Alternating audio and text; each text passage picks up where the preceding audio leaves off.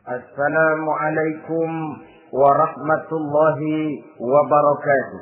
Waalaikumsalam warahmatullahi wabarakatuh. Bismillahirrahmanirrahim. Alhamdulillahi rabbil alamin. Wassalatu wassalamu ala asyrafil anbiya'i wal mursalin sayyidina wa maulana Muhammadin wa ala alihi wa ashabihil mujahidin at-tahirin, amma ba'du. Saudara-saudara kaum muslimin rahimakumullah. Pada pertemuan terdahulu kita sudah membicarakan orang-orang yang menjadi teman-teman setan dalam kehidupan di dunia ini. Maka pada pertemuan kali ini kita akan membicarakan tentang siapa yang menjadi musuh-musuh setan di dalam kehidupan. Dengan satu catatan, berbahagialah mereka yang menjadi musuh-musuh setan, tetapi celakalah mereka yang menjadi teman-teman setan. Bagaimanapun juga di dalam kehidupan ini, apabila orang telah memproklamirkan bendera permusuhan kepada kita, maka kita tentu seharusnya bersikap waspada dan mawas diri. Demikian juga iblis dan seluruh bala tentaranya yang terdiri daripada setan-setan. Mereka telah mengibarkan bendera permusuhan kepada Nabi Adam dan anak cucunya, kepada kita umat Rasulullah sallallahu alaihi wasallam. Akan sengsara dan celaka jika kepada iblis dan setan yang telah nyata-nyata mengibarkan bendera permusuhan itu kita mengadakan toleransi, mengadakan kerjasama, dan menjadi budak yang memperturutkan kemauan daripada iblis dan setan. Siapa yang menjadi musuh-musuh setan dalam kehidupan ini? Inilah pertanyaan berikutnya yang diajukan oleh baginda Rasul kepada iblis. Hai iblis, kalau teman-temanmu adalah seperti yang telah engkau jelaskan tadi, sekarang cobalah beritahu saya, siapa di antara umatku yang menjadi musuhmu dalam kehidupan ini? Atas pertanyaan ini, iblis laknatullah menjawab, ya Rasul, musuh-musuhku di antara umatmu, pertama, anta ya Muhammad. Musuhku yang pertama adalah engkau, wahai Muhammad. Kenapa iblis mencatat Nabi Muhammad sebagai tokoh nomor satu dalam deretan musuh-musuhnya? Mudah dipahami. Pertama, keberadaan Rasul merupakan rahmah lil alamin, rahmah bagi lingkungan. Yang kedua, beliau berfungsi menyelamatkan manusia dari tempat yang gelap gulita, dari tempat kesesatan menuju tempat yang terang benderang penuh berisi petunjuk dan hidayah dari Allah Subhanahu wa taala. Maka menurut iblis, inilah manusia perintang pertama atas segala daya dan usahanya menggelincirkan manusia ke jalan yang dimurkai oleh Allah Subhanahu wa taala. Kalau kita baca sejarah, risalah yang dibawa oleh Nabi Muhammad ini memang merupakan risalah yang membawa rahmah bagi alam sekitarnya. Ada sedikit perbedaan dengan risalah-risalah sebelum beliau. Sepertinya risalah yang dibawa oleh para rasul terdahulu itu mempunyai efek yang langsung pada kehidupan di dunia ini. Nabi Nuh misalnya menyampaikan agama. Hai umatku, ini agama. Umat menentang, turun banjir yang menenggelamkan orang-orang kafir. Azab diturunkan pada waktu itu juga pada saat nabinya masih hidup. Jadi azabnya itu jenis cash, kontan. Nabi Soleh, hai umatku, ini agama. Mereka menolak, turun gempa bumi yang amat hebat menggulung orang-orang kufur. Nabi Musa, hai umatku, ini agama. Mereka menolak, sebagian ditenggelamkan di Lautan Merah, sementara sebagian lain dikutuk menjadi monyet-monyet yang hina seperti diceritakan dalam Al-Qur'anul Karim. Lain dengan Rasulullah sallallahu alaihi wasallam. Bagaimanapun kurang ajarnya umat yang dihadapi oleh beliau, bagaimanapun menentangnya jamaah yang dihadapi oleh beliau, azab tidak turun sepanjang beliau masih hidup. Ini merupakan jaminan dari Allah, wa ma kana Allahu liyu'adzibahum wa anta fihim. Allah sama sekali tidak akan menurunkan azab selama engkau wahai Muhammad masih hidup di tengah-tengah umatmu. Jadi keberadaan Nabi Muhammad merupakan jaminan keselamatan bagi umatnya. Selama beliau masih hidup, azab tidak turun bagaimanapun kurang ajarnya umat. Di sini sedikit bedanya dengan nabi-nabi terdahulu. Juga perbedaan dalam pola dakwah. Nabi Nuh ketika dakwahnya ditolak oleh umat, keluar doanya meminta umatnya ditenggelamkan. Tetapi Nabi kita ketika dilontari batu oleh umat, malah beliau mendoakan umatnya agar memperoleh hidayah. Oleh sikap yang semacam ini, wajar lalu iblis menganggap Nabi Muhammad sebagai musuh ranking pertama. Yang kedua, siapa musuhmu di antara umatku? Yang kedua kata iblis, musuhku Muhammad imamun adil. Pemimpin yang adil. Itu yang akan menjadi musuhku di dunia ini. Putus asa iblis menghadapi pemimpin yang adil. Tipu dayanya tidak terkena.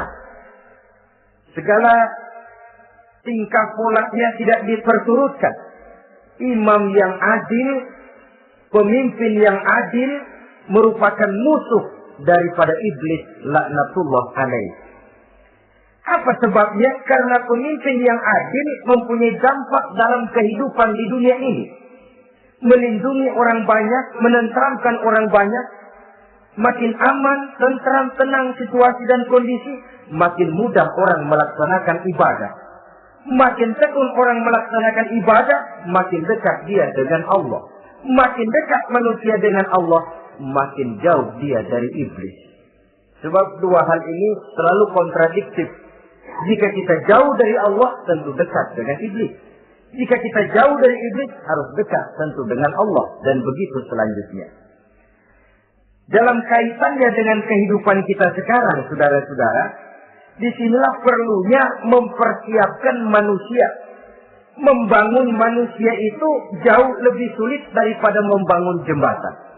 Membangun manusia itu lebih sulit daripada membangun gedung-gedung bertingkat. Termasuk membangun dan mempersiapkan calon-calon pemimpin yang adil di masa yang akan datang. Membangun jembatan penting. Tapi lebih penting daripada membangun jembatan adalah membangun manusia yang bikin jembatan. Sebab kalau manusia yang bikin jembatan tidak dibangun lebih dahulu, saya khawatir jembatannya nanti habis dimakan oleh yang bangun jembatan. Mengaspal jalan raya penting. Lebih penting dari mengaspal jalan raya, membangun manusia yang mengaspal jalan itu.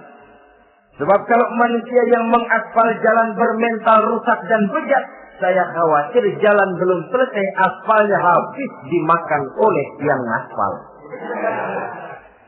Inilah pentingnya membangun manusia pembangunan. Semua tugas-tugas besar, semua pekerjaan-pekerjaan yang baik harus berangkat dari niat yang baik, berangkat dari hati yang bersih.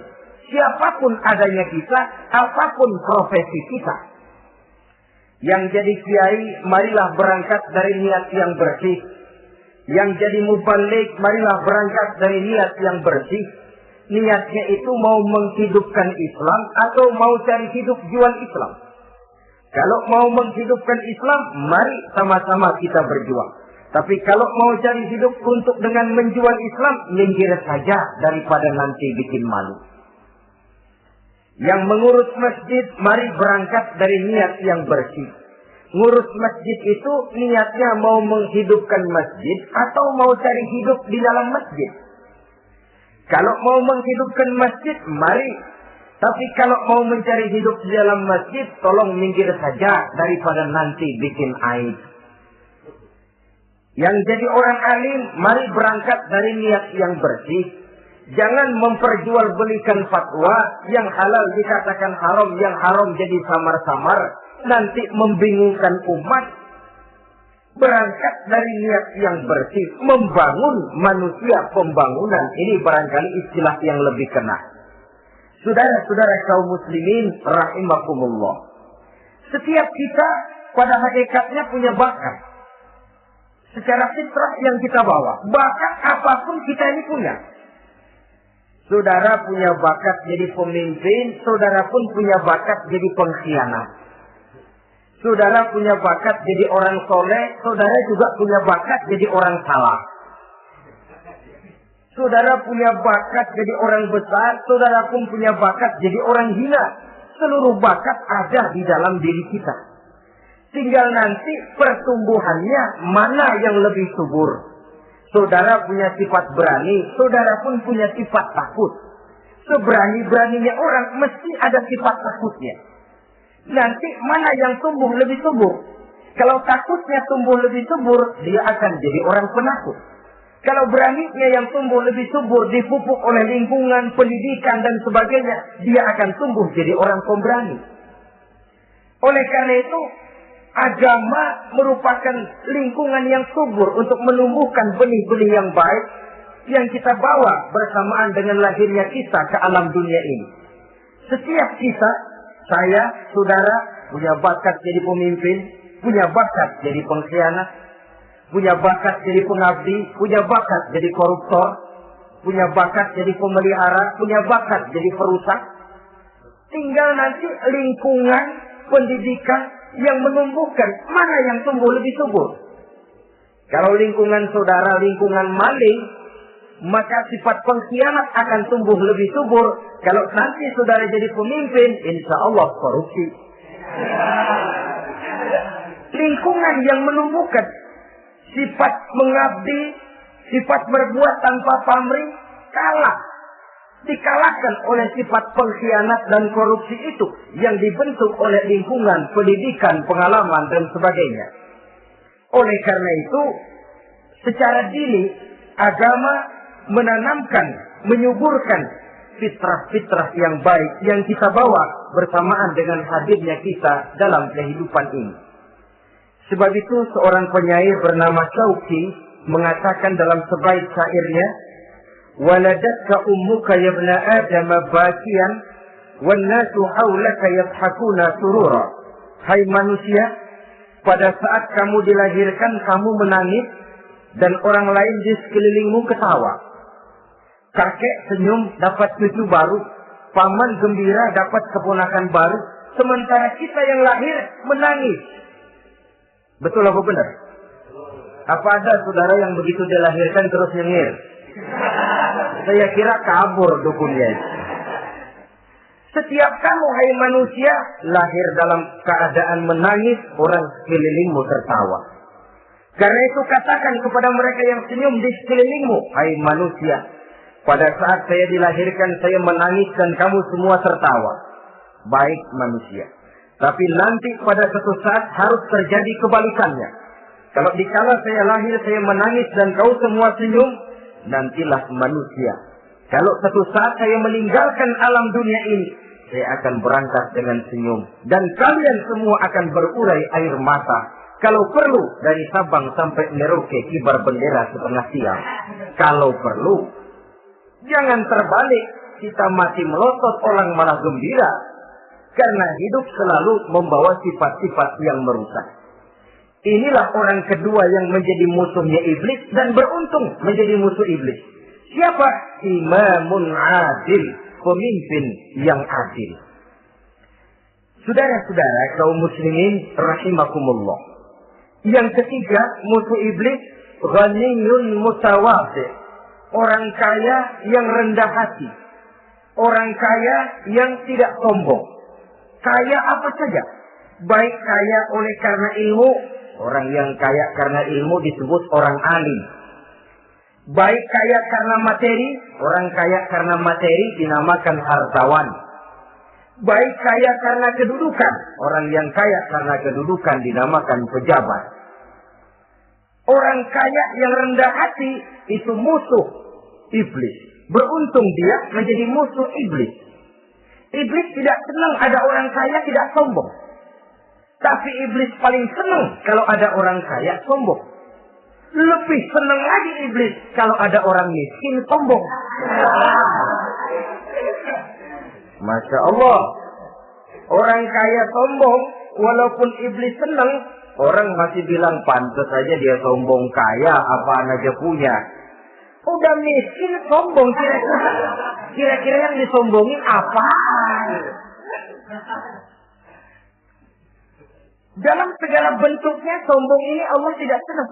Tapi iblis senang. Kenapa? Karena sponsor sombong iblis. Kan yang pertama kali sombong iblis toh. Ketika disuruh sujud kepada Nabi Adam, dia nggak mau. Ini kesombongan pertama yang terjadi dalam sejarah. Ketika ditanya kenapa kau tidak mau sujud iblis? Saya kan dibikin dari api, Adam dari tanah. I am the best. Saya lebih hebat daripada iblis, daripada Adam. Adam baru kemarin dibikin, saya sudah lama. Kata Allah, kamu sombong iblis, ini surga bukan tempat orang sombong. Keluar! Terusir dia dari surga. Jadi, kesombongan pertama adalah kesombongan yang dilakukan oleh iblis. Dan dia tanamkan itu kepada kita. Supaya jadi orang sombong. Karena itu, sombong ilmu. Allah nggak senang, tapi iblis senang. Mentang-mentang ada ilmunya. Satu-satunya ustaz di sini ya. Semua mesti ngaji sama gue. Kalau nggak ngaji sama gue, Islamnya kurang tapi bener. Sombong karena ilmu. Sombong karena pangkat. Mentang-mentang pakai bintang di pundak, jalan pundak duluan. Yang wajar saja hidup ini. Sombong harta pun begitu. Kaum muslimin rahimakumullah. Orang kaya yang rendah hati dimusuhi oleh iblis. Tapi dicintai Allah. Dicintai Rasul. Dicintai malaikat. Caranya bagaimana? Kembali kepada satu kesadaran. Bahwa pada saat terlahir ke alam dunia ini. Tidak ada yang pernah kita bawa. Kalau sekarang kita punya rumah, punya kebun, punya kendaraan, punya pabrik, punya segala macam benda. Apa itu? Titipan. Pada suatu saat akan diambil kembali oleh yang menitipnya. Kalau titipan itu pandai kita jaga, pandai kita syukuri, titipan akan makin banyak. Sama juga kita dalam kehidupan. Kalau orang bisa kita percaya, saya mau pergi ke luar negeri, rumah saya titip kepada tetangga. Saya pulang dari luar negeri, isi rumah tetap tidak berkurang, malah dibersihi, malah disapu, dihilangkan kotorannya. Tentu bukan main syukur saya, girang saya. Akan bertambah kepercayaan saya untuk menitipkan apa saja. Ini makna la in syakartum la azidannakum wa la in kafartum inna azabi lasyadid. Kalau kamu pandai bersyukur, aku tambah nikmat. Tapi kalau kamu ingkar, azabku teramat pedih. Artinya apa? Nikmat bisa berubah menjadi azab kalau kita tidak pandai mensyukurinya. Ma'asyiral muslimin rahimakumullah.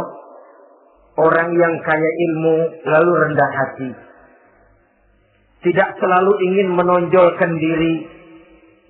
Ini kadang-kadang yang tanggung ini yang bikin berabe. Alim bener enggak, geblek bener juga enggak. Yang sedikit-sedikit mau nonjolin diri. Kalau enggak jadi imam, enggak mau ke masjid. Enggak jadi imam, enggak mau ke musola. Pokoknya kalau enggak jadi imam, marahan sama musola. Macam mana? Saudara-saudara kaum muslimin, rendah hati. Tidak selalu ingin menonjolkan. Sebab orang yang selalu ingin menonjolkan dirinya, biasanya orang yang kekurangan kepercayaan kepada kemampuan dirinya sendiri.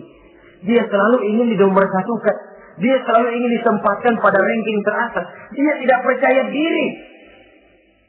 Orang yang percaya diri dapat bersikap wajar dalam kehidupan. Begitu juga kaya karena harta, dengan menyadari bahwa harta bagaimanapun banyaknya titipan dari Allah. Pada suatu saat akan kembali. Dia harus dimanfaatkan sesuai dengan kehendak yang menitipnya. Begitu juga kaya oleh karena pangkat, kedudukan, dan jabatan. Pada suatu saat jabatan itu akan hilang dari diri kita. Karenanya sering saya jelaskan bahwa pangkat di dunia ini yang paling tinggi pensiun. Titel yang paling akhir almarhum. Saudara setuju atau tidak, titel itu akan saudara dapat. Bagaimanapun kita cinta kepada pangkat, kedudukan, entah pada akhirnya suatu saat akan sampai kepada posisi yang namanya pensiun. Kalau sadarlah kita kepada pemikiran ke arah sana, maka untuk mencapai kekayaan, baik kekayaan harta, kekayaan kedudukan, tidak lalu menghalalkan segala cara untuk mencapai tujuan.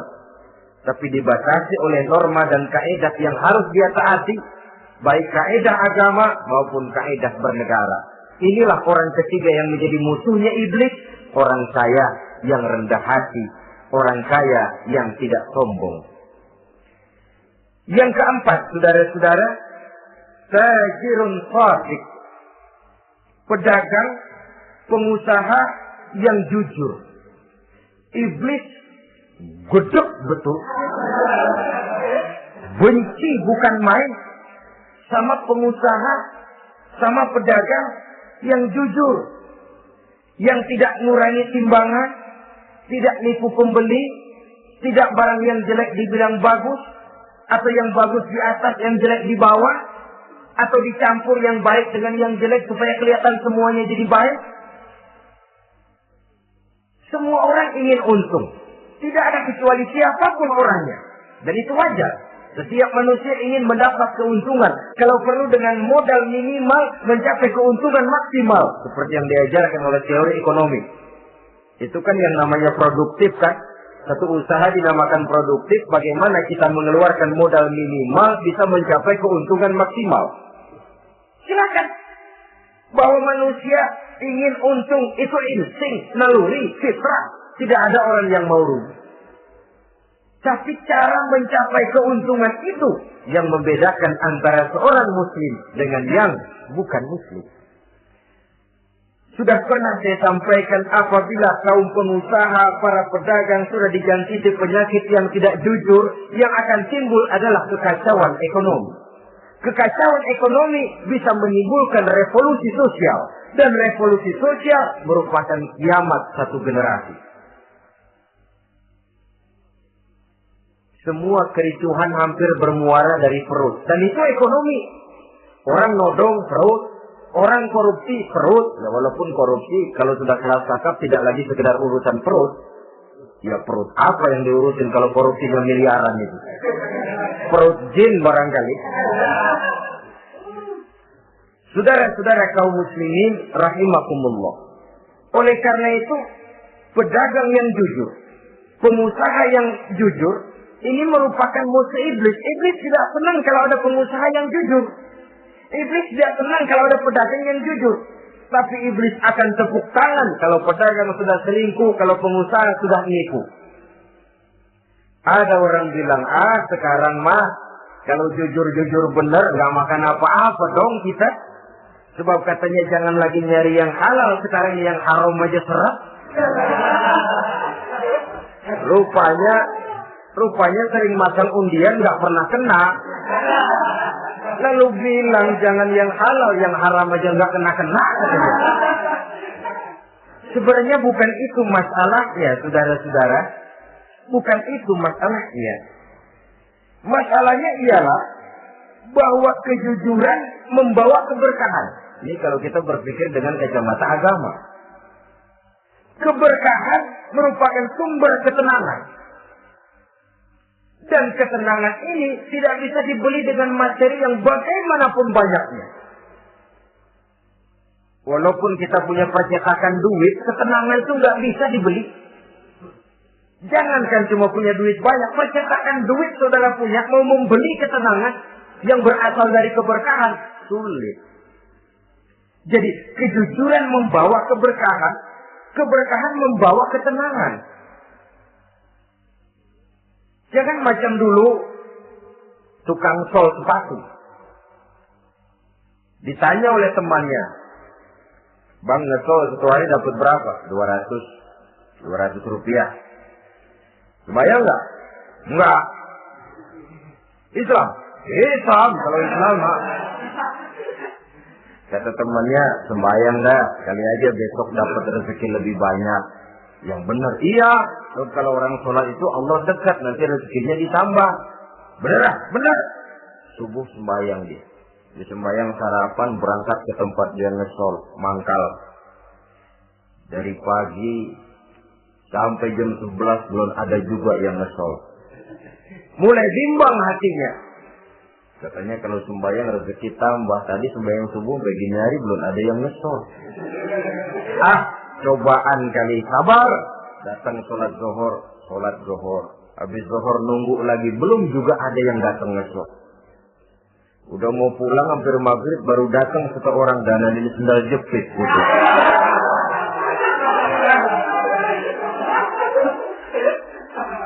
Sudah bayar 25 rupiah, pulang dia si tukang sol ini, ketemu sama temennya yang nyuruh sholat tadi.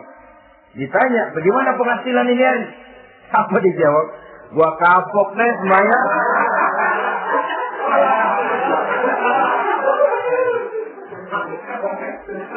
Kemarin nggak sembayang dapat 200, sekarang begitu sembayang jigo.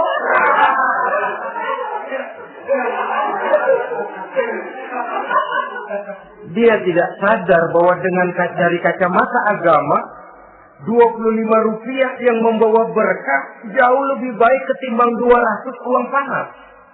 Dari kacamata agama 25 rupiah yang membawa berkah lebih baik daripada 200 rupiah tapi panas. Sebab panas menjauhkan kita dari ketenangan. Itulah sebabnya maka pedagang yang jujur, pengusaha yang jujur menjadi musuh setan dan beruntung.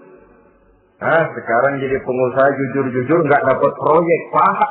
Kalau nggak bisa semur. Padahal agama sudah menjelaskan ar-rasi wal murtashi finnar. Orang yang nyogok dan orang yang disogok dua-duanya neraka. Kenapa? Join termasuk ta'awanu 'alal ismi wal 'udwan. Bertolong-tolongan dalam berbuat dosa dan kesalahan. Kalau hadiah, lain hadiah. Kalau sedekah, lain sedekah.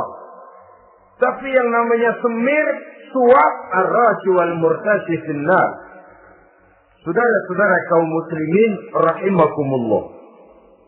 Jadi pedagang yang jujur, pengusaha yang jujur merupakan salah satu roda perekonomian. Kegoncangan ekonomi akan menimbulkan dampak sosial yang sangat luas dan kompleks. Yang pada giliran puncaknya, dampak paling negatifnya, dia sanggup menggerakkan terjadinya revolusi sosial. Bukankah sebagian besar gerak hidup manusia dimotivasi oleh keinginan untuk mempertahankan kelangsungan hidup? Dan kelangsungan hidup artinya mulut. Mulut itu artinya perut dan itu artinya makan. Setelah itu mungkin baru pangan, baru sandang, baru dia berpikir pakaian dan sebagainya. Jadi karena dia merupakan penggerak roda ekonomi, pedagang yang jujur, pengusaha yang jujur mutlak diperlukan dalam kehidupan ini. Sebab sekali lagi, kejujuran akan membawa keberkahan, keberkahan memberikan ketenangan dalam kehidupan. Oleh karenanya kita umat Islam, biarin duit kita banyak, asal berkah. Itu tentu idealnya. Ketimbang dikit tidak berkah, lebih baik ia banyak, ia berkah. Dan keberkahan itu datang lewat kejujuran. Kejujuran ini sudah dicontohkan oleh Rasul pada saat beliau berniaga ke negeri Syam. Dikala berumur 9 tahun, bahkan dikala berumur 25 tahun, ketika membawa dagangan Sayyidatuna Khadijah yang kelak jadi istri beliau. Saudara-saudara, kita maklum bahwa sholat merupakan sarana yang paling efektif untuk mendekatkan manusia kepada Allah. Makin dekat manusia dengan Allah, makin tidak senang iblis dan setan. Karena itu segala macam cara mereka berusaha mengaduk-ngaduk sholat kita. Dan sesungguhnya, jikalau kita mengerjakan sholat, itu kan targetnya cuma 2. Pertama, agar sholat kita itu sah. Yang kedua, agar sholat kita itu qabul, yakni diterima oleh Allah. Kalau soal sah dan tidak, ukurannya gampang.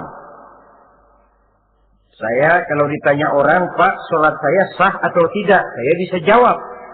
Saudara, sholatnya syarat rukunnya cukup apa tidak? Cukup, sah. Itu kalau perkara sah. Tapi kalau sudah perkara qabul, Pak, sholat saya diterima atau tidak oleh Allah? Ini saya tidak bisa jawab.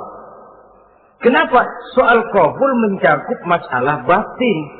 Cuma ukuran logikanya, kalau syarat rukun cukup, insya Allah qabul. Saudara-saudara kaum muslimin rahimakumullah. Oleh karenanya, pada saat kita sholat, iblis, setan datang dari segala macam penjuru supaya kita kehilangan rasa khusyuk. Apalagi kalau kita jadi imam yang gerak kita, bacaan kita dilihat, didengar, disaksikan oleh orang banyak. Digodanya gerakan kita, dibolak-baliknya hati kita, supaya di dalam sholat itu banyak yang kita ingat, hal-hal yang tidak ada hubungannya dengan sholat. Kadang-kadang belum sholat kita ribut nyari pulpen, nggak ketemu. Begitu takbir ingat pulpen di atas lemari. Mulai goncang lagi niat kita sholat. Kadang-kadang kalau hati tidak bisa dipermainkan, iblis berbisik lagi. Gerakan kita dalam sholat tidak mencerminkan kekhusyuan. Kalau gerak juga ternyata masih bisa khusyuk, bacaan kita dibuatnya kita seperti dikejar-kejar waktu. Sholat Isya misalnya, dengan cara kilat khusus, super singkat. Saya katakan tadi, apalagi kalau kita jadi imam, iblis mudah mendatangkan penyakit riya. Karena mengimami orang banyak,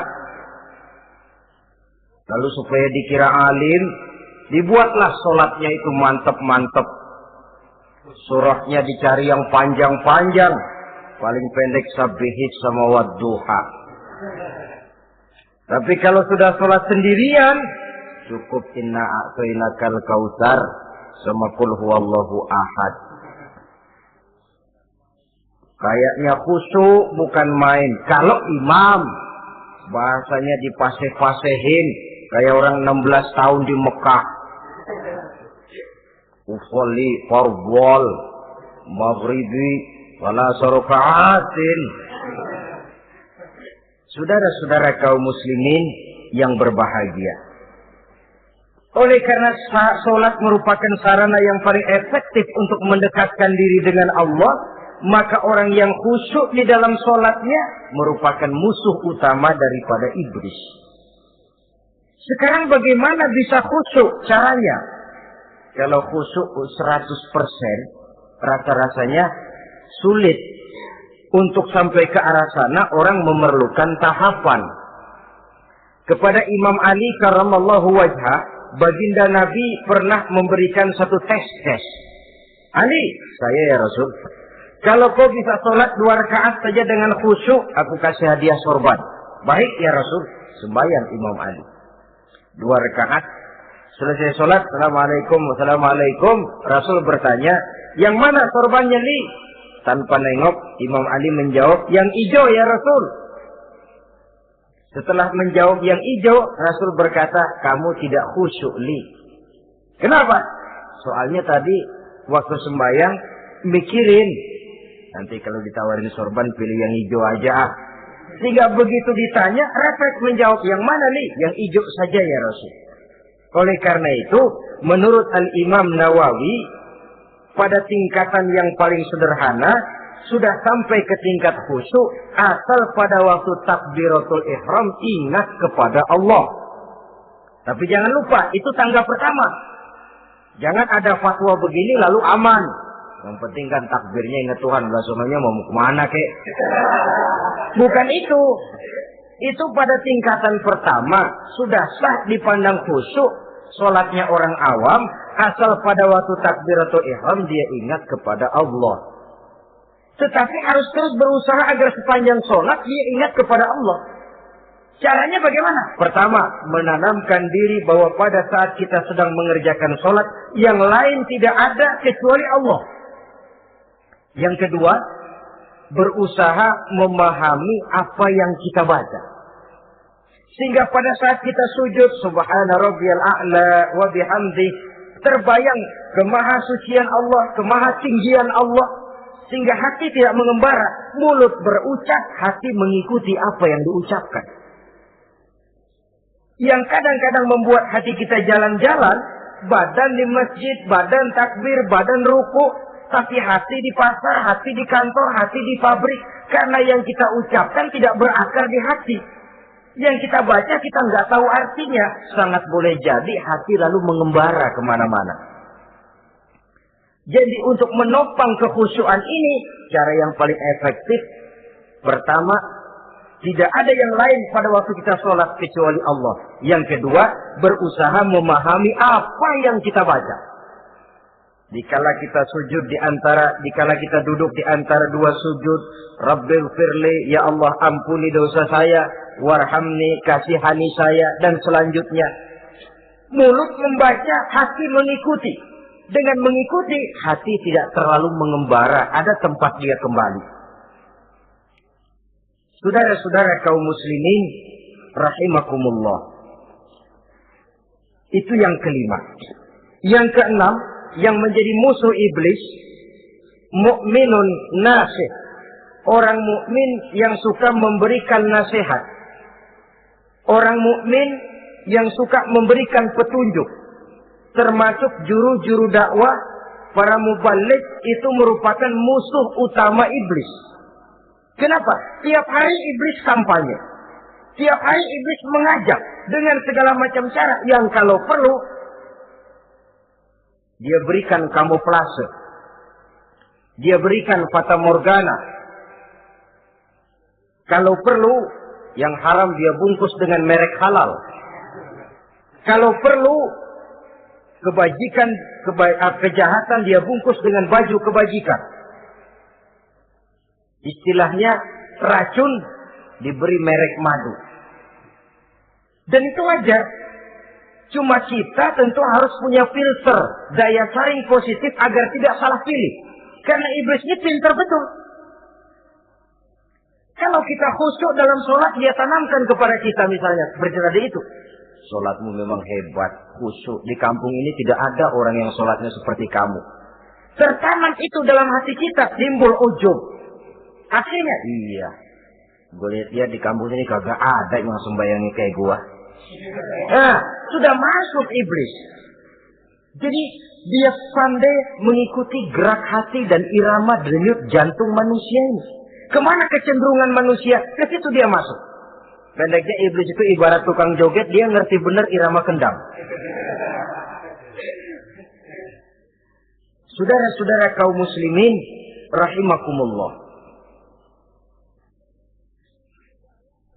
Termasuk juru-juru dakwah, para mubaligh, orang yang suka memberikan nasihat ini. Mereka memberikan filter kepada umat, kepada jamaah, jangan sampai salah pilih. Dan iblis menyesatkan kita supaya kita salah pilih. Satu contoh ringan.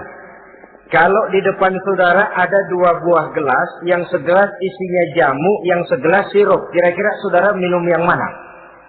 Jamu. Jamu apa sirup? Jamu. Sirup apa jamu? Orang yang pikirannya panjang, dia pasti minum jamu. Pahit memang, getir memang, tapi besok badan sehat, tenaga kuat, gairah kerja ada, kreativitas timbul, semangat menghadapi kehidupan tumbuh. Orang mukmin, orang yang berpandangan jauh ke depan. Pandangannya panjang. Panjang kemana? Tidak cuma ke dunia, sampai juga dia memandang ke alam barzakh, ke akhirat. Sholat itu jamu, pahit. Ngaji, hadir di majelis taklim itu jamu, pahit. Sedekah, jamu, pahit. Mengeluarkan uang untuk kepentingan orang lain. Enak aja minta sumbangan, datang-datang yang nyari pros keringat banding tulang gue, lu datang-datang meminta. Yang enak ngumpulin harta, lalu bakhil bin pelit alias medit. Itu jamu. Saudara hadirin yang saya muliakan, sedekah jamu pahit. Puasa jamu pahit. Jihad jamu pahit. Tapi nanti begitu kita meninggalkan dunia, masuk ke alam barzakh, apalagi pindah ke akhirat, baru terasa, aduh, nikmatnya dulu kemarin itu minum jamu, sekarang badan sehat, tenaga kuat, kerja semangat. Nikmatnya dulu saya waktu di dunia sholat, rajin ngaji, suka sodako, suka menolong orang. Sekarang terasa manfaatnya. Begitu saya berada di alam barzakh, apalagi sudah dibangkitkan di padang mahsyar di akhirat nanti, terasa seluruh kebajikan yang saya kerjakan. Nah, orang yang berpikir jangka pendek, cuma ngelihat yang ada di depan hidungnya saja. Ngapain minum jamu getir? Sirup nih. Manis. Dia minum. Dia ambil sirup, minum. Manis memang pada waktu minum. Tapi besok bibir jontor. Meninggalkan perintah Allah, sirup itu. Manis. Tidak sholat, manis. Tidak bayar zakat, sirup, manis. Tidak mau puasa, sirup, manis. Manis sekarang. Tapi nanti besok begitu masuk ke alam barzakh, begitu dibangkitkan di padang mahsyar di akhirat nanti, merintih kita menahan penyesalan yang sudah tidak ada artinya lagi. Sampai-sampai penduduk mahsyar itu ada yang berkata, diceritakan dalam Quran, ya laitani kuntu turaba. Wahai celaka, kenapa kita nggak jadi tanah saja? Menyesali kejadiannya. Andai kata mereka bisa kembali ke hidup di dunia lagi, mereka akan minta kejadian yang kedua untuk berbuat baik. Tapi tentu sudah penyesalan yang tidak ada gunanya lagi. Maka saudara-saudara, emang cuman jalan duluan kecebur di sumur yang nyesel duluan. Ada orang jalan, yang paling depan kecebur di sumur, itu tuh, nyesel duluan katanya. Nyesel duluan. Yang lain mesti nyeselnya belakangan. Saudara hadirin yang saya muliakan. Nah, orang yang suka memberikan nasihat kepada orang lain dimusuhi iblis. Kenapa? Tentu nasihat yang membawa kebaikan. Iblis tidak senang betul itu. Kita nasihatin teman, udah berhenti dah, jangan pada mabok lagi. Iblis gergetan bener. Ini orang dilarang lagi. Kita nasihati teman, udah jangan masang-masang lagi dah, nggak bakalan kena, dikebohongin. Nggak ada orang jadi kaya masang judi, bangkrut malah lo. Ini kan termasuk tipu daya iblis, judi dinamain sumbangan. Itu sama saja itu, madu, racun mereknya madu. Judi dinamain sumbangan. Belakang meja apa yang nyumbang? Yang orang kaya lagunya.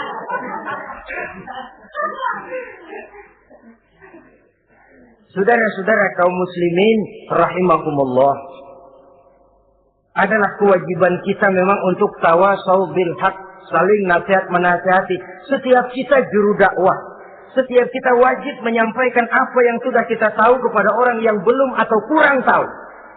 Saudara yang bisa bismillah wajib mendakwahkan bismillah itu kepada orang yang belum tahu bismillah. Saudara bisa Fatihah harus menyampaikan itu kepada orang yang belum bisa Fatihah. Persetan dengan orang lain. Apalagi yang cuma kerjanya ngeritik saja, lu baru bisa Fatihah doang udah ngajar. Biar aja yang diajarin gak bisa Fatihah kok. Apa masalahnya pemerataan di bidang keilmuan? Sebab memang biasa penonton itu selalu lebih pandai menilai, kayaknya lebih pintar dari yang main. Sama saja orang nonton bola, ngomel melulu. Padahal dia sendiri belum tentu bisa main. Dengerin orang pidato pun begitu. Monten bisa. Wah, kalau dia yang pidato 1 jam kayak semenit. Tapi kalau si Ano tuh kita udah pegel belum juga mau berhenti. Monten bisa. Coba dia suruh pidato. Udah 1/4 jam masih ama ba'du. Apa mau dibilang ama ba'du?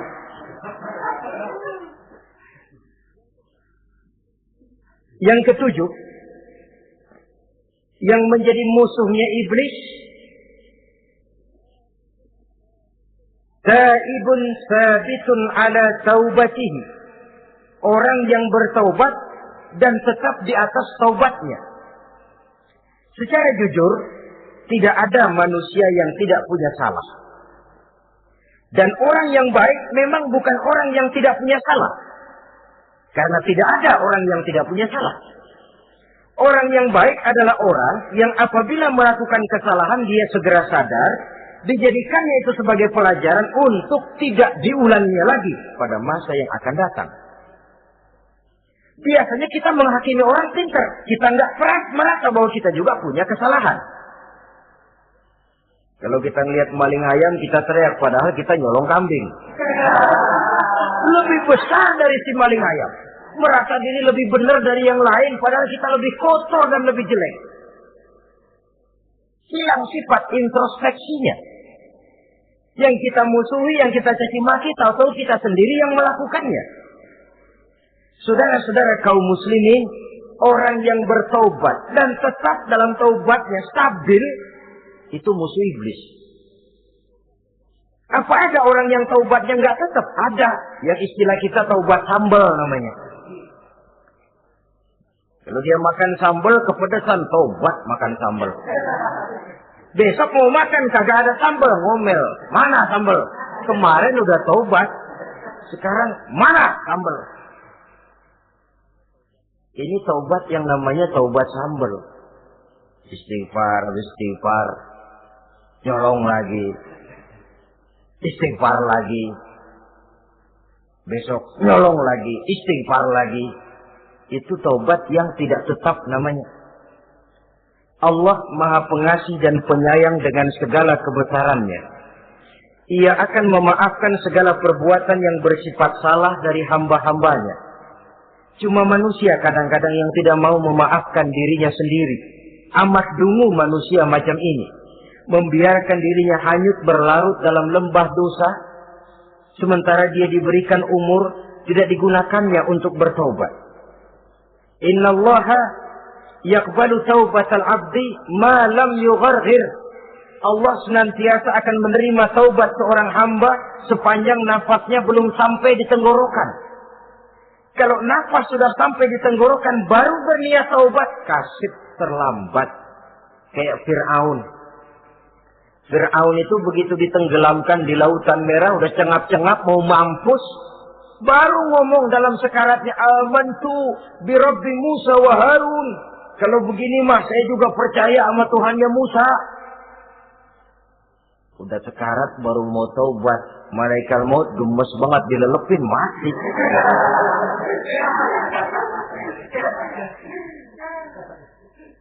Nah, kepada adik-adik remaja, biasanya kalau sudah bicara taubat, pikiran kita, taubat mah urusan 70 tahun ke atas. Kita masih lama ini. Sebenarnya tidak. Masalah taubat adalah masalah salah dan dosa. Masalah salah dan dosa adalah masalah manusia. Sejak dia akil balik sampai ajal datang berenggut nyawa. Hidup ini tidak selalu berjalan mulus. Hidup ini tidak selalu berjalan di atas kertas putih. Kadang kita tersilap, kadang kita tersalah. Kadang situasi dan kondisi menyebabkan kita berbuat lain dari yang seharusnya. Itu kehidupan. Silih berganti. Oleh karenanya pesan Nabi wa atbi'i sayyi'atal hasanah. Perbuatan salah ikuti dengan kebajikan. Dosa iringi dengan taubat. Jangan nunggu. Saya untuk taubat takut nanti bikin lagi. Nah, ini namanya punya harapan mau bikin lagi. Nanti aja dah kalau tua-tuaan. Saudara, kalau dosa itu ditumpuk, itu sama saja kotoran yang menodai hati. Kalau kotoran nggak rajin kita bersihin, dia akan berkarat. Dan kalau sudah berkarat, sudah sulit untuk dibersihkan. Itu makna ungkapan Imam Al-Ghazali, hati manusia sebening kaca.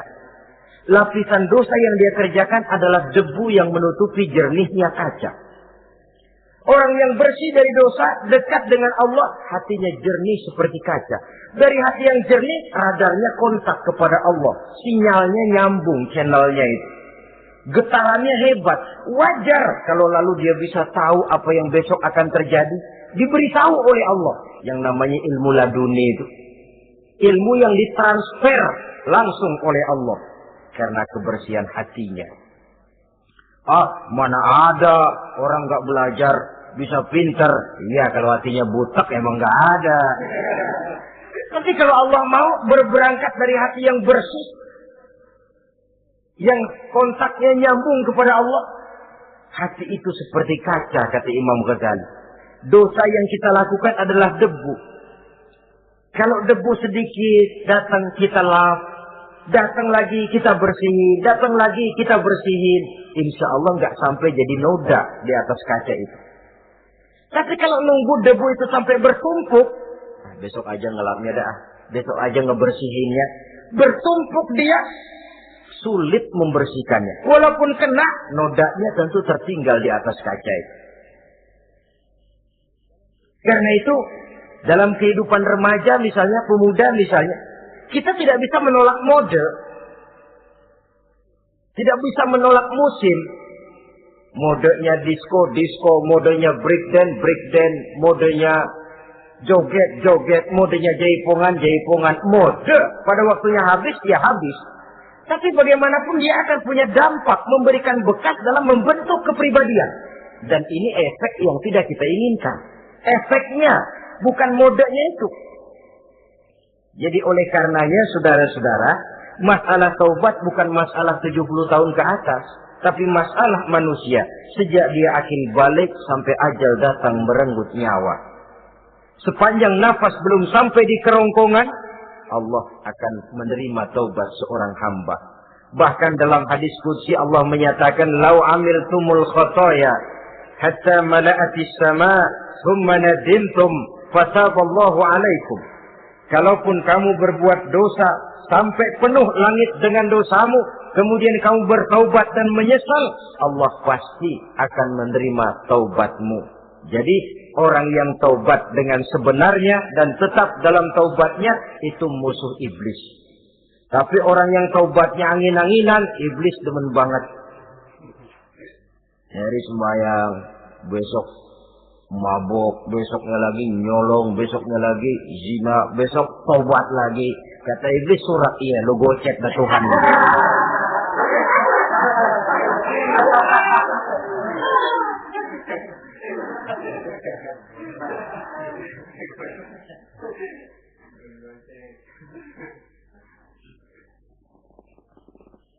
Selanjutnya, yang ke-8, musuh iblis, musuh setan, mu'minun yudawi mu'alat taharah.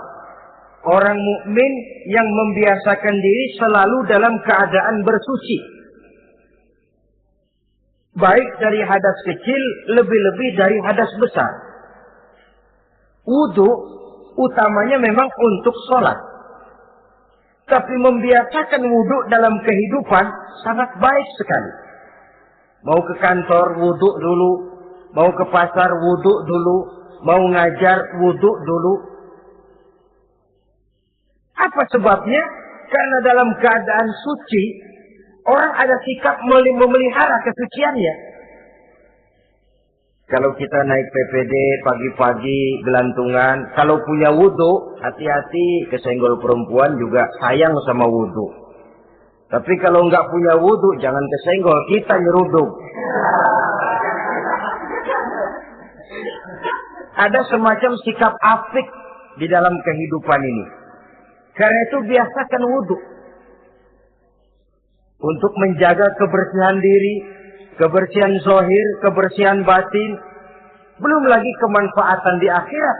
Semua kata Nabi, inna ummati ya'tuna yaumal qiyamah ghurran muhajjalin min asharil wudu. Umatku di akhirat nanti akan datang menghadap Allah dengan muka berseri-seri, bersinar-sinar dari sebab sering wudu. Sehingga tidak usah mengaku pun Rasul akan memanggil karena muka yang sering tersentuh air wudu ini. Mu'minun yudawimu alat toharah. Orang mukmin yang selalu membiasakan diri berada dalam keadaan suci, berwudu. Kita lihat ajaran wudu ya. Dari sejak bacaan-bacaannya saja itu sudah membawa manfaat. Lalu dari segi bahwa kita manusia sering tersilap melakukan dosa-dosa kecil. Dosa-dosa kecil itu oleh air wudhu dia rontok. Tangan kita suka colak-colek pada saat membasuh dua tangan. Allahumma inni as'alukal yumna wal barakah wa a'udzubika minasyu'mi wal halakah. Dosa yang ada di tangan itu rontok. Mata kita suka pelotot-pelotot, nggak karu-karuan. Pada saat membasuh muka, nawaitu raf'al hadasil asghar. Dosa yang ada di mata rontok. Dari segi pembersihan batin. Belum lagi dari segi pembersihan zahir. Sehari semalam kalau 5 kali saja kita terkena air wudhu, itu sudah menjaga kesehatan dan kebersihan. Saudara-saudara kaum muslimin rahimakumullah. Yang ke-9, orang yang menjadi musuh iblis yaitu mutawarra'un anil haram. Orang yang memelihara diri dari yang diharamkan oleh Allah. Terpelihara dirinya, terpelihara yang dimakannya, yang diminumnya dari jenis-jenis yang haram, baik sedikit maupun banyak. Jangan cuma teriak haram waktu sedikit, tapi giliran banyak halal. Sama saja orang dikasih tahu, itu ada cerita anak-anak, Pak Haji punya anak main judi, dikasih tahu, Pak, anak bapak main judi, astagfirullah katanya. Tapi menang Pak, alhamdulillah.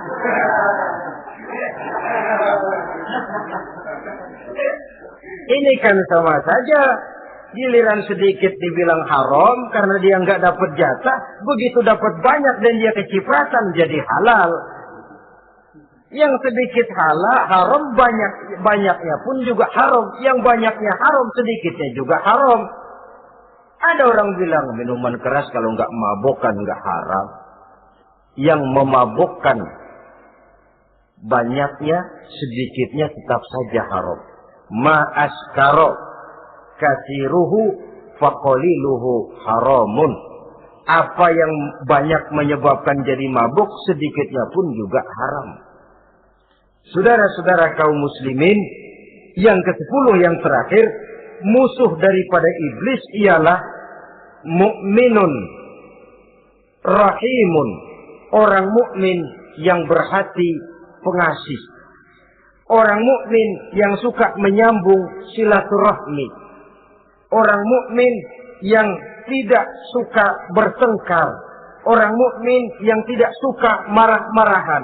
Kalaupun terpaksa marah, tidak lebih daripada 3 hari. Jadi boleh saja marah kalau alasannya tepat, tapi nggak lebih dari 3 hari. Kalau perlu bikin perjanjian, kita marah ya, 3 hari. Itu limit, tidak halal kata Nabi bagi seorang muslim menjauhi saudaranya lebih dari 3 hari. Tidak halal itu artinya haram. Kita ini kadang-kadang kalau sudah marahan sama tetangga kah, sama teman kah, kadang-kadang suka berlaku perpanjangan waktu. Tidak cukup perpanjangan waktu, ditambah lagi perpanjangan generasi. Enggak cukup kita yang marah, orang lain kita tunduk-tunduk supaya ngikut marah lagi. Marah pakai ngundang. mafia lagunya. Udah dia marah, orang lain lagi disuruh marah. Saudara hadirin yang saya muliakan, mukmin yang punya sifat belas kasih, berhati jernih, itu musuh utama dari iblis. Tapi mukmin yang suka marah-marahan, tukang hasut dan tukang bakar, itu teman-teman iblis. Oleh karena itu, mudah-mudahan kita semua menjadi musuh iblis. Dan jangan menjadi musuh iblis. Jangan menjadi teman iblis. Sebab iblis sudah kadang memproklamirkan permusuhan. Sekali dia musuh kita, selamanya dia akan tetap menjadi musuh kita. Berusahalah untuk menjadi musuh iblis. Dan jangan sekali-kali toleransi. Jangan berusaha menjadi teman iblis. Inilah yang kita bicarakan pada pertemuan ini. Mudah-mudahan ada manfaatnya. Terima kasih atas segala perhatian. Mohon maaf atas segala kekurangan. Wassalamualaikum warahmatullahi wabarakatuh. Waalaikumsalam warahmatullahi wabarakatuh.